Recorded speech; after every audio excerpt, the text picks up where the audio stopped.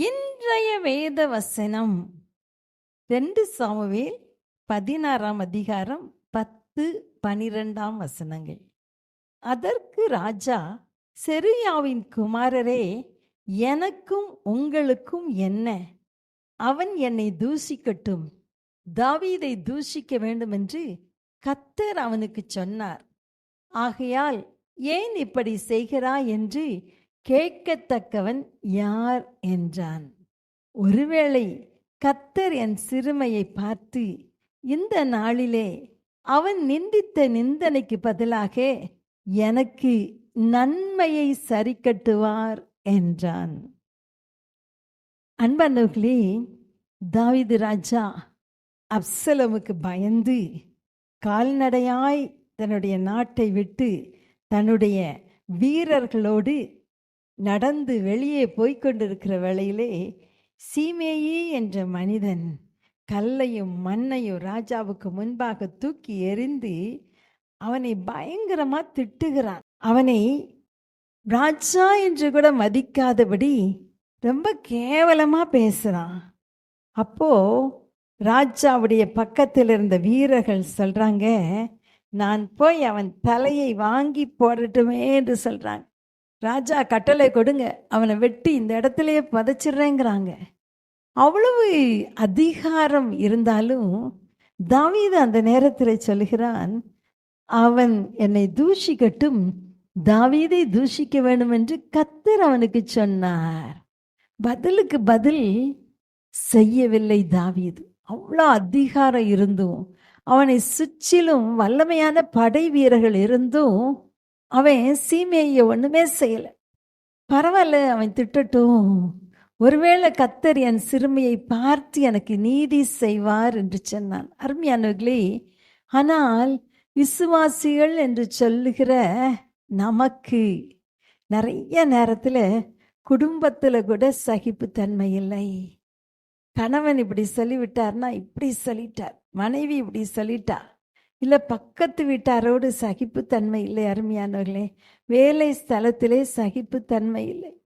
வேலையில் சகிப்புத்தன்மை இல்லாமல் டக்குன்னு வேலையை உதறி போட்டு ஓடி வருகிற பலர் உண்டு. ஒரு சகோதரனை பற்றி எனக்கு தெரியும். எந்த வேலையிலும் நிற்க மாட்டார். யாராவது ஒரு குறை சொன்ன உடனே டக்குன்னு வேலையை விட்டுட்டு அடுத்த வேலைக்கு தேடி போவார். அருமையானவர்களே, வேதம் நமக்கு அப்படி சொல்லவில்லை. ஆண்டவர் கற்றுக் கொடுக்கிறார், உங்களை நிந்திக்கிறவர்களுக்காகவும் துன்பப்படுத்துகிறவர்களுக்காகவும் ஜெபம் பண்ணுங்கள். என் நிமித்தம் உங்களை நிந்தித்து துன்பப்படுத்தி பலவிதமான தீமையான மொழிகளையும் உங்கள் பேரில் பொய்யாய் சொல்வார்களானால் சந்தோஷப்பட்டு களி கூறுங்கள், பரலோகத்தில் உங்கள் பலன் மிகுதியாயிருக்கும். அவர் நமக்கு மாதிரியை வைத்து போயிருக்கிறாராம். வேத வசனம் சொல்லுகிறது, அவர் வையப்படும்போது பதில் வையாமலும் பாடுபடும்போது பயமுறுத்தாமலும் நியாயமாய் தீர்ப்பு செய்கிறவருக்கு தம்மை ஒப்பு கொடுத்தார். அவர் நாம் பின்பற்றி செல்லும்படியாய் தன்னுடைய காலடி தடங்களை நமக்கு விட்டு போயிருக்கிறார். அருமையானவர்களே, அவர் வைத்த மாதிரியை நாம் பின்பற்ற வேண்டும். அதை பிராக்டிஸ் பண்ணணும். ஒரு தடவை தவறிட்டோன்னா அடுத்த தடவை, ஆண்டவரே இதை பின்பற்ற எனக்கு கிருபை தாங்க ஆண்டவரேன்னு கேட்கும்போது ஆண்டவர் கிருபை தருவார். டிட் ஃபார் டாட் என்பது கிறிஸ்தவ வாழ்க்கையின் சாராம்சம் அல்ல. உலகத்தார் அப்படி செய்வாங்க. ஆனால் நம்ம ஆண்டவருடைய பிள்ளைங்க, ஆண்டவர் நம் சத்துருக்களையும் நேசிக்க சொல்லியிருக்கிறார். நிந்திக்கிறவங்களுக்காக துன்பப்படுத்துறவங்களுக்காக ஜெபம் பண்ண சொல்லியிருக்கிறார். அவங்களுக்கு நன்மை செய்ய சொல்லியிருக்கிறார். அதே தாவீது வெற்றியோடு திரும்ப வரும்போது இந்த சீமை காலில் விழுந்து வணங்குறான். அப்போ கூட தாவீது அவனை வெட்டி போடவில்லை, பழைச்சிட்டு போன்னு சொல்லி அனுப்பிட்டாரு. அருமையானவர்களே, நம்முடைய வாழ்க்கையிலே நமக்கு துரோகம் பண்ணவங்க, நமக்கு விரோதமாய் எழும்பினவர்கள், நமக்கு குழி பறித்தவர்கள், நம்மை பின்னாலே தூஷிக்கிறவர்கள், இவர்களை மன்னித்து விட்டோமா? பரவாயில்ல, கர்த்தர் அவர்களை அனுமதித்திருக்கிறார். நான் உங்களுக்கு நன்மை செய்வேன், என்று ஒரு தீர்மானம் எடுப்போமா?